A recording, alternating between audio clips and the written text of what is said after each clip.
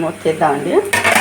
కొంచెం ఉల్లిపాయలు కూడా వేసాను నేను. కొద్దిగా వేగుతుంది అనగా రొయ్యలు బాగా అసలు వేగొద్దండి, కరకర అనకూడదు. కొంచెం వేగుతున్నాయి అన్నప్పుడే ఉల్లిపాయలు వేసుకోవాలి. ఉల్లిపాయలు వేసేటప్పుడు తీయలేదు కాబట్టి నేను ఉల్లిపాయలు కొంచెం అవి ఎర్రటాలుగా రాబోతున్నాయి అన్నప్పుడు ఉల్లిపాయలు వేసేయాలి.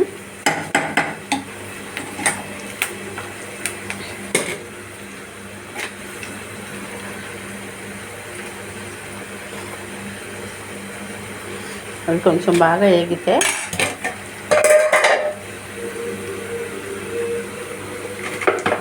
కొంచెం ఉల్లిపాయ ఉప్పు వేద్దాం. కొద్దిగా సాల్ట్ వేస్తున్నానండి.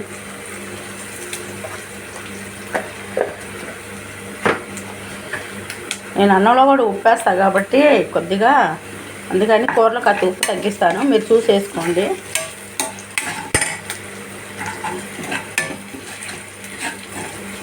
ఒక పక్క అన్నం ఉడుకుతుంది. నేను అన్నంలో కూడా ఉప్పు వేస్తాను అన్నం ఉడికేటప్పుడు కూడా, అందుకని కొంచెం కూరలో నేను ఉప్పు తగ్గిస్తాను.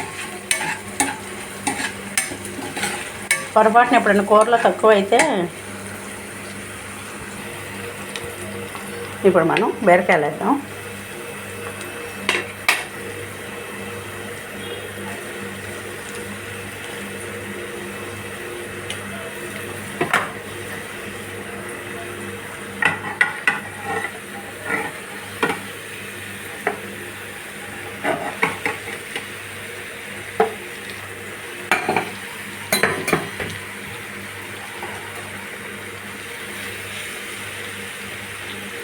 చూపులకి ఏంటో బీరకాయలు నిండా వచ్చినట్టు ఉంటాయండి. కాస్త మగ్గిందంటే ఊరికినే వెళ్ళిపోతాయి అడుగున.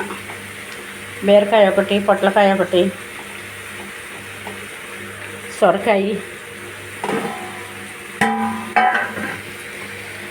బీరకాయ తొక్కు తీసి పక్కన పెట్టారండి, రేపు పచ్చడి వేసుకుందాంలే అని. బీరకాయ తొక్కులో పీసు పదార్థం ఉంటుంది కాబట్టి ఇలా ఒకసారి కలదిప్పుదాము.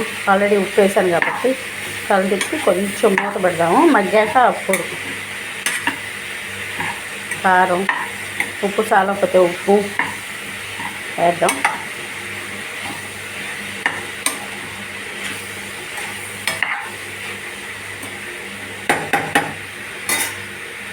పొద్దున్న మా అబ్బాయి డ్యూటీకి వెళ్తా దొండకాయ కూర చేశానండి. ఇప్పుడు 2 రొయ్యలు, బీరకాయలు కలిపి వండుతున్నా. ఒక 5 నిమిషాలు మూత పెడదాం మనం. ఈలో అన్నం గంజి ఉంచుదాం. అది చూద్దామండి మూత. వేసేటప్పుడు నిండా ఉండయా, ఒక 10 నిమిషాల్లో నీరు వచ్చేసింది.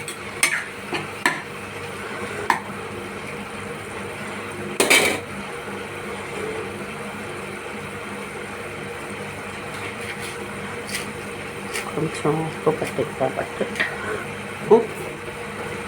కారం, పచ్చిమిర్చి వేసాను కాబట్టి కారం.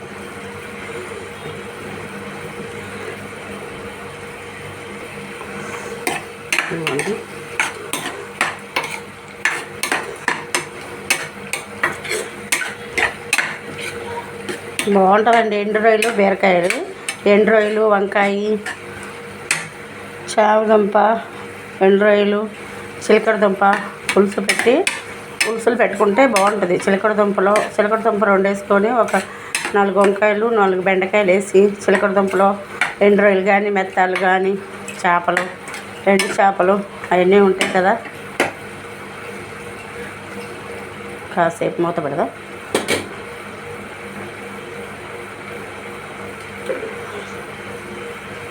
ఈసారి కట్టేయండి. ఒక 5 నిమిషాలు మూత పెట్టి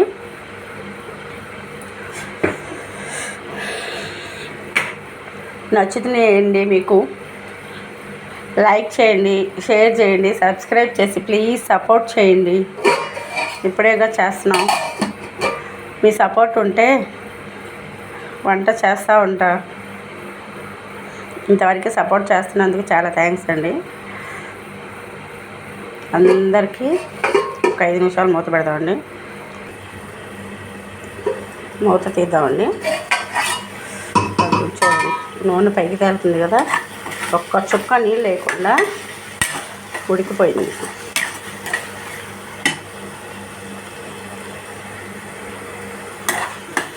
ఫైనల్గా కొత్తిమీర వేసాడు. కొంచెం కొత్తిమీర ఎక్కువ వేస్తానండి నేనైతే, ఎందుకంటే రక్త ప్రసరణ బాగుంటుంది, మంచిది కొత్తిమీర అన్నిటికీ,